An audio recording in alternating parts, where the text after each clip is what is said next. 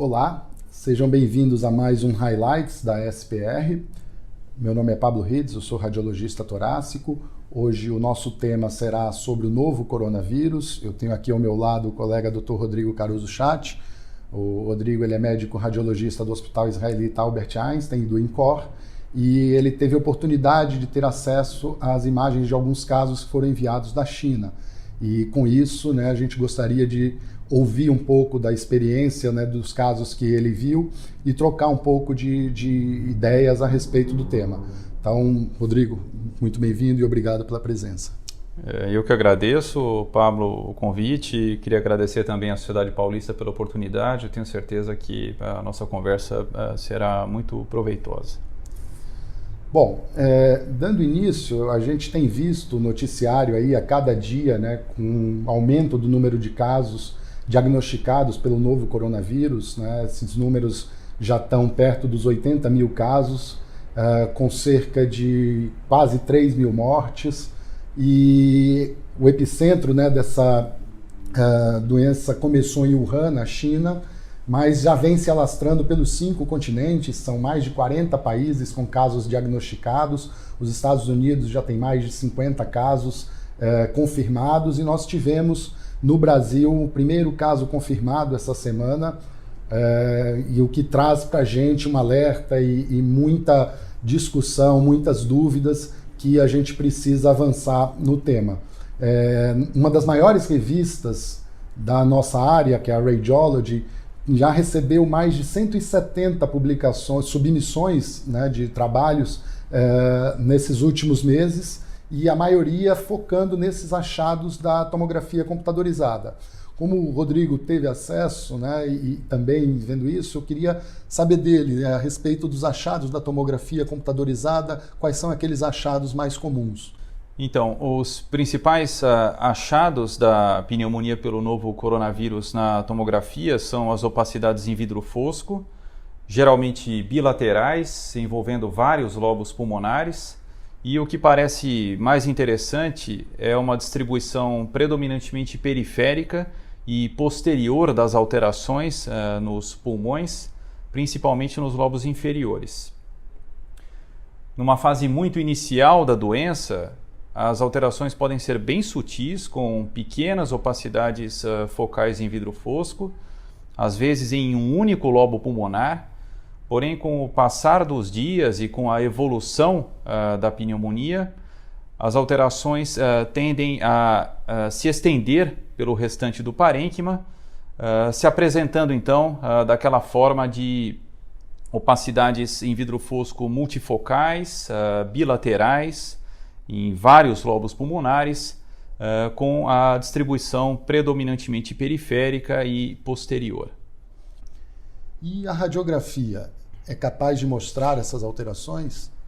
Então, Pablo, como o achado principal da pneumonia pelo coronavírus são as opacidades em vidro fosco, a radiografia acaba tendo um papel claramente menos importante do que a tomografia no cenário atual, porque a gente sabe que as opacidades em vidro fosco muitas vezes não são perceptíveis na radiografia. Claro que diante de um infiltrado mais extenso ou pacientes que desenvolvem consolidações alveolares, a radiografia vai mostrar as alterações, As consolidações alveolares também são vistas na pneumonia pelo coronavírus, especialmente nos pacientes que evoluem um pouco pior.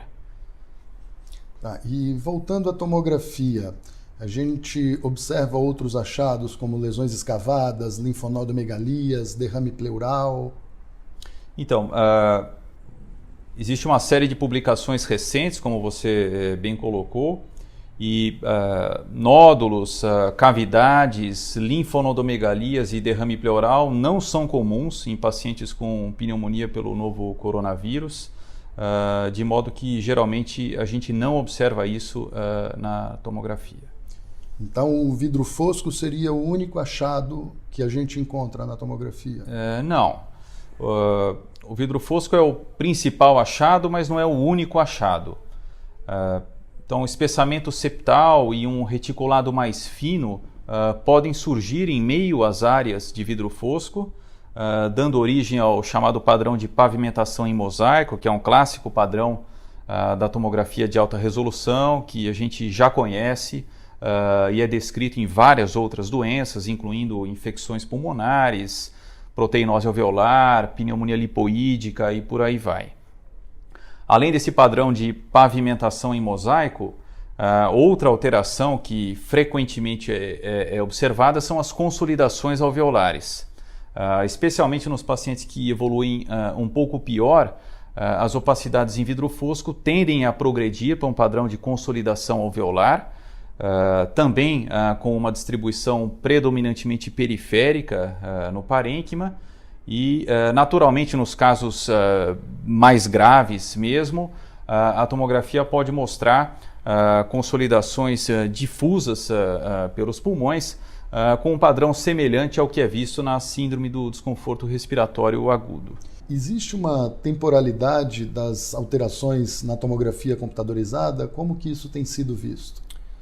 Em linhas gerais, o que vem sendo dito é que o pico das alterações tomográficas geralmente ocorre ao redor de 10 dias após o início dos sintomas clínicos. Nos pacientes que evoluem bem, as alterações geralmente começam a melhorar a partir de 2 semanas do início dos sintomas, embora elas possam persistir por até 1 mês na tomografia. Claro que, como a gente sabe de outras infecções, a melhora clínica geralmente antecede a melhora dos achados de imagem. E em relação à taxa de mortalidade do novo coronavírus, o que tem se observado? Então, segundo as informações disponíveis, os dados mais atuais, a taxa de mortalidade dos pacientes infectados por esse novo coronavírus fica ao redor de 2,3%, o que é menos do que observado na época da SARS, né, que ficava ao redor de 10%, 11%. Porém, o novo coronavírus ele se transmite muito facilmente, né? Ele é muito facilmente transmitido de pessoa para pessoa e justamente por isso que a gente vem observando esse aumento da preocupação no mundo todo com o alastramento da infecção. Até o momento a gente conversou sobre os achados de imagem, mas o diagnóstico da doença é laboratorial, não é? Isso, exato. Então, o que acontece é pacientes sintomáticos, né, com suspeita clínica de pneumonia pelo coronavírus, né, geralmente com febre, tosse, frequentemente fadiga, e que tiveram contato com pessoas sabidamente infectadas pelo coronavírus ou que têm história de viagem recente para regiões com casos, né, especialmente para a China, mas agora também na Europa, Estados Unidos e por aí vai, elas são submetidas ao exame laboratorial, que é o PCR em tempo real, que é o exame definitivo para o diagnóstico. Tá, então nesses pacientes que têm o PCR positivo, né, com o diagnóstico confirmado da doença, a tomografia computadorizada ela pode ser normal? Pode ser normal. Isso a gente vê não somente na infecção pelo coronavírus agora, a gente vê isso em outras infecções virais, né? Isso é sabido de todos nós. Isso depende também do tempo decorrido entre o início dos sintomas e a realização da tomografia. Então, existem publicações recentes no Radiology mostrando que pacientes que fizeram a tomografia nos primeiros 2 dias após o início dos sintomas, somente cerca de metade deles apresentavam sinais de pneumonia na tomografia. Por outro lado, se a tomografia é feita entre 3 e 5 dias após o início do quadro clínico, essa porcentagem já sobe para 80%. Então, esse é um fator que influencia o fato da gente encontrar ou não alterações na tomografia. E o contrário, pode acontecer? ter alterações na tomografia computadorizada, mas em pacientes que ainda não confirmaram o PCR? Então, essa é uma questão bem interessante. Existem casos de Wuhan, na China, descritos não só no Radiology, mas também em outras revistas, de pacientes que apresentavam sinais absolutamente compatíveis com pneumonia viral na tomografia de entrada, porém cujos exames laboratoriais, no caso o PCR, eram inicialmente negativos. Esses pacientes repetiram o PCR depois de alguns dias, às vezes mais de uma vez, e alguns deles positivaram o exame laboratorial dias depois de já apresentarem sinais tomográficos de infecção pelo vírus.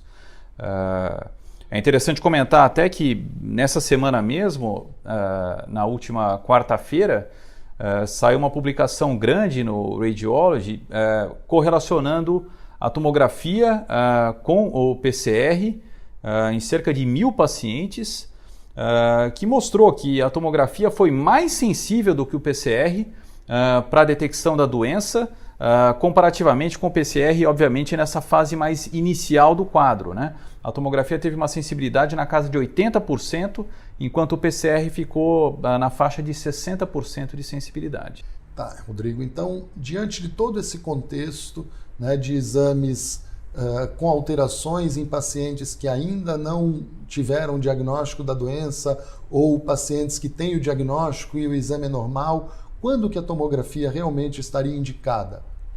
A tomografia está indicada nos pacientes que têm suspeita clínica de pneumonia pelo coronavírus. Então, especialmente pacientes sintomáticos, né, geralmente com febre, tosse, dispneia, né, frequentemente com fadiga, e que tem uma história epidemiológica suspeita também para a doença, né? Então, pacientes que tiveram contato com pessoas sabidamente infectadas pelo novo coronavírus ou que viajaram para o exterior, especialmente para as regiões em que a gente tem um número grande de casos. Tá, então, encerrando, qual que seria o papel do radiologista em todo esse processo da epidemia do novo coronavírus? Eu acho que como mensagem final, a gente pode dizer que não restam dúvidas quanto ao papel central da tomografia nessa epidemia pelo novo coronavírus e, consequentemente, o papel central do radiologista, de modo que é fundamental que nós conheçamos as alterações principais observadas na doença, o que permite que a gente levante a possibilidade da infecção e favoreça o diagnóstico, naturalmente fazendo a correlação dos achados de imagem com a sintomatologia clínica e com a história epidemiológica. Então, Rodrigo, eu gostaria de agradecer mais uma vez a sua presença. Acho que foi uma conversa bastante proveitosa, você trouxe vários esclarecimentos sobre esse tema bastante atual e que tem gerado bastante discussão e dúvidas, não só na comunidade radiológica, mas também na sociedade. Então, mais uma vez, obrigado. E eu que te agradeço, Pablo, pelo bate-papo. Gostaria de agradecer também à Sociedade Paulista de Radiologia pela oportunidade. Espero que vocês tenham gostado e fico à disposição em caso de necessidade. Bom, este foi mais um Highlights da SPR. Continuem nos acompanhando no YouTube e nas redes sociais da Sociedade Paulista de Radiologia. Obrigado.